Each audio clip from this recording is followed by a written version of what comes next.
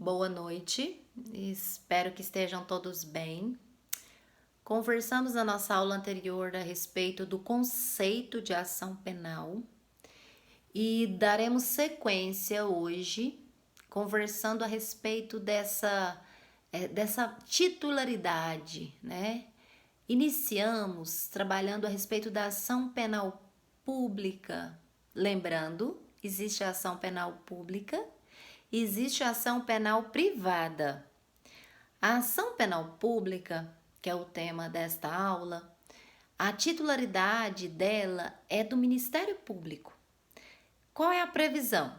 A previsão é o artigo 129, inciso 1º da Constituição Federal. Existem alguns princípios que norteiam a ação penal de titularidade do Ministério Público.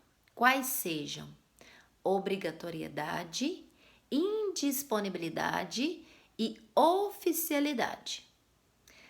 Vamos conversar um pouquinho a respeito de cada um desses princípios. O princípio da obrigatoriedade, ele prevê que o Ministério Público, ele é obrigado, ele é obrigado a propor a denúncia. Então, não é discricionário, ele propõe, né? Não, ele é obrigado, tá? Então, diante de um fato típico, o Ministério Público, ele tem, por este princípio, o princípio da obrigatoriedade, o MP é obrigado a propor a ação penal. Outro princípio é a indisponibilidade. O que significa essa indisponibilidade? É que não fica o MP, ele não pode desistir da ação, né? E por quê? Porque não é disponível a ele, né? E pelo princípio, em respeito ao princípio da indisponibilidade, previsto no artigo 42 do Código de Processo Penal, o MP, ele não pode desistir da ação e nem mesmo do recurso interposto. Então, por quê? Por conta do princípio da indisponibilidade. Nós temos o terceiro princípio, que é o princípio da oficialidade. Por este princípio, o MP, ele é o quê? Ele é o titular da ação, como eu já mencionei, e o Ministério Público, essa propositura por ele é um órgão oficial. Então, por ser de titularidade de um órgão oficial, nós temos que observado o princípio da oficialidade. E aqui eu gostaria de fazer a primeira observação. Primeira observação que eu gostaria de fazer acerca dos princípios que norteiam a ação penal pública é justamente a respeito do princípio da obrigatoriedade. Eu expliquei para vocês que o MP, ele é obrigado a oferecer a denúncia. Quando, no silêncio da lei, todo crime que você for lá no Código Penal e você perceber na parte especial que não diz que ele só se procede mediante queixa ou representação e não tem nenhuma lei que assim preveja, nós estamos o quê? Diante de um crime cuja ação penal ela é pública, tá? E essa ação penal, nessa primeira observação que eu faço, eu disse para vocês que o princípio da obrigatoriedade prevê, essa obrigação em oferecer a denúncia, que é a peça que eu expliquei para vocês que o MP oferece, mas existe algumas exceções. E é justamente elas que eu gostaria de trabalhar com vocês hoje. A primeira é a transação penal. Eu não sei se todos se recordam, mas eu disse em sala que há a possibilidade, no caso de crimes de menor potencial ofensivo, previsto também na Lei de Contravenção Penal, cuja pena é até 2 anos, há uma previsão do artigo 89 da Lei 9.099 de 95, a respeito dessa transação penal. E o que seria essa transação penal? Seria justamente ao invés de um cumprimento de uma pena, né, de uma pena privativa de liberdade, é possível fazer o quê? Fazer a adoção, né, de outras medidas, transação penal. E essa previsão, né, inclusive recomendo a leitura do artigo 89.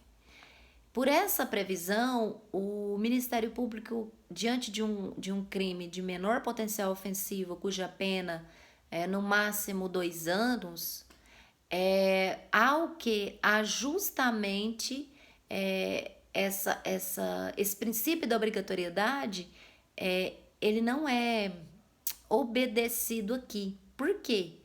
Porque ele não é obrigado a oferecer essa denúncia. Por quê? Por causa do Instituto da Transação Penal. A segunda observação que eu faço é que existem alguns crimes que estão prescritos. Então, se acontecer a prescrição, a perda do direito da ação, ou a extinção da punibilidade, que são casos em que há previsão normativa, há previsão no Código Penal, o MP não está obrigado a oferecer a ação penal. Eu acredito que essas são, assim, as principais informações a respeito do tema princípios em matéria de ação penal pública. Prosseguindo, a ação penal pública ela possui algumas modalidades. A primeira modalidade é a ação penal pública incondicionada. O próprio nome fala, não é necessário nenhuma condição para que o MP possa ingressar com essa ação penal. Então, se não tem nenhuma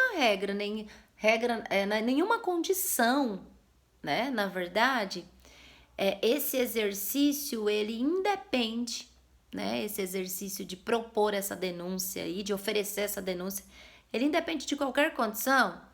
Nós estamos diante de um caso em que a ação penal a ser observada é a ação penal pública incondicionada.